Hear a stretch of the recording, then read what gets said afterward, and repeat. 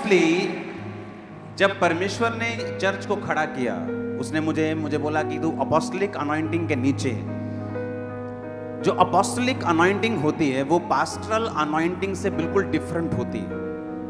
एक apostle church चला सकता है, चर्च रन कर सकता है, मिनिस्ट्रीज रन कर सकता है, लेकिन उसकी जो मेन कॉलिंग होती है वो क्राइस्ट की बॉडी को, जीसस क्राइस्ट की चर्च को ओवरऑल उनको एक मैसेज देना, उनके लिए एक पैटर्न सेट करना और उनके लिए एक लहर सेट करना, ये अपोस्टलिक अनॉइंटिंग का काम होता है।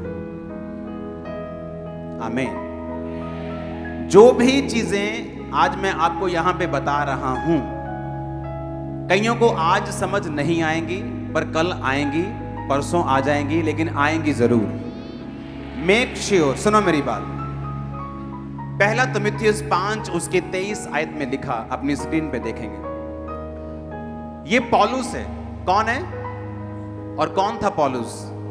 जिसने सबसे ज्यादा चर्चेस इस्टेब्लिश की, जिसने इतना सुसमाचार सुनाया कि उसने बाइबल में लिखा है कि जिस कॉन्टिनेंट में, जिस यूरोप कॉन्टिनेंट में वो रहता था, उसने कहा पूरे यूरोप में, पूरे उस एरिया में एक भी जगह नहीं रह गई जहां मैंने प्रचार नहीं किया।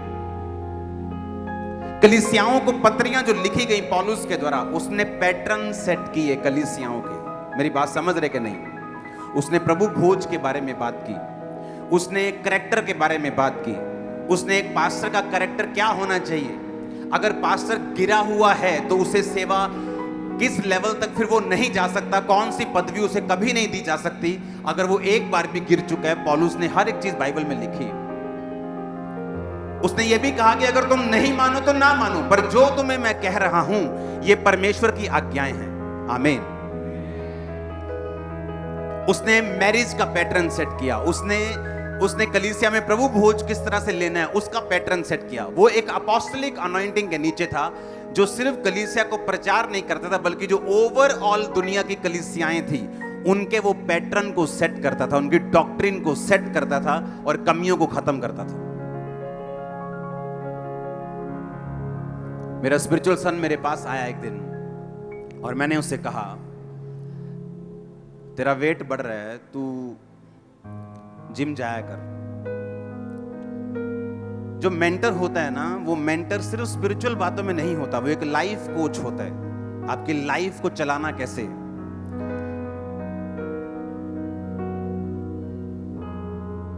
और कई बार जब एक प्रेरित बात करता है, उसकी बात लोग तब नहीं समझते, लेकिन बाद में समझते हैं।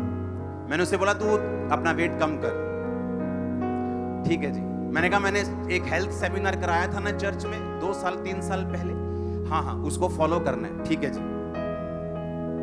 कह के चला गया, फॉलो नहीं किया। एक दिन फोन आया, हार्ट ब्लॉक हो चुका है, अभी मौत हो सकती है, या स्टंट डालना पड़ सकता है, ऑपरेशन करना पड़ सकता है। स्पिरिचुअल आदमी, ये नहीं पाप कर लिया कोई, नहीं, स्पिरिचुअल आदमी,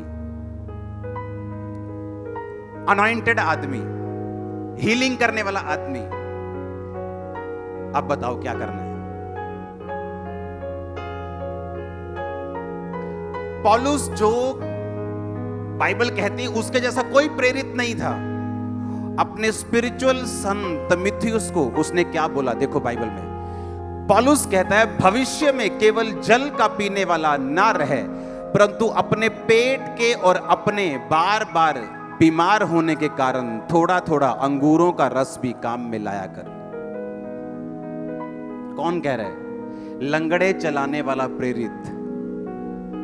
वो प्रेरित नहीं कह रहा कि लंगड़ा नहीं चल रहा तो अच्छा इसको इधर की साइड में डाल दो कि सेहत का ध्यान रख, क्योंकि हीलिंग पावर नहीं है। आप मेरी बात समझ रहे कि नहीं? कि हीलिंग पावर नहीं है, अच्छा भाई साहब तू एक्सरसाइज किया कर, क्योंकि हीलिंग पावर की कमी है। यहां हीलिंग पावर की कोई कमी नहीं थी। उसने लंगड़ों को चलाया, उसने अंधों को दिखाया, लकवे के रोगियों को चंगा किया, मुर्दों को भी जिलाया, बाइबल में लिखा है, हाँ या ना? और वो अपने स्पिरिचुअल सन को क्या कह रहा है कि तू अपनी डाइट का ध्यान रखा कर। आपको क्या लगता है? वो ये नहीं बोल सकता, ए तिमुथियुस जिथे जाना जा मैं तेरे नाल हाँ। ढिड पीड़ करेगा मेरे को आज ही प्रे करांगा। आप मेरी बात समझ रहे कि नहीं? एक ऐसा मैन ऑफ गॉड जिसको जैसे खामरा चर्च को लोगों ने फॉलो किया। हाँ, पहले बोलते थे टेंट चर्च, ये भी कोई चर्च होता है, फिर सभी टेंट चर्च लगाने लगे। हाँ, अभी सबको टेंट चर्च पसंद है। हाँ, सुनो मेरी बात, सुनो, पहले वही कहते थे ये भी कोई चर्च है। अब सुनो, ऐसा ही आदमी एक साउथ में था, अब वो प्रभु के पास। जब उसने मिनिस्ट्री को स्टार्ट किया, आज की गिनती में, आज की डेट में अगर साउथ में 100 अनॉइंटेड पास्टर हैं, जबकि है हजारों में, मैं वैसे बात कर रहा हूं, तो उनमें से 90 पास्टर्स उस व्यक्ति से प्रभावित हैं। सुनो मेरी बात, उस व्यक्ति से जो अनॉइंटेड मैन ऑफ गॉड था, लेकिन उसने एक मिस्टेक की। जब उसने एक मिस्टेक की, अपने शरीर का ध्यान नहीं रखा और बीमार रहा, और जब भी अब वो पास्टर्स को, सन्स को, डॉटर्स को अपने पास बुलाता था, वो ये कहता था कि जो विजन प्रभु ने तुम्हें दिया है, आत्मा ने दिया है, अगर तुम्हारा शरीर नहीं होगा तो तुम उस दर्शन को लेके कैसे जाओगे? अगर प्रभु ने मुझे कहा कि आप मुझे उठ के वो पीछे जाना है और उस भाई पे ले हैंड करना है, अगर मैं चल नहीं पाऊंगा तो क्या ले हैंड हो जाएगा? अगर परमेश्वर मुझे कहता सुबह चंडीगढ़ जाना और प्रीच करना है, अगर मुझे में चलने की ताकत नहीं है, जो विजन आत्मिक परमेश्वर ने मुझे दिया है वो पूरा कैसे होगा?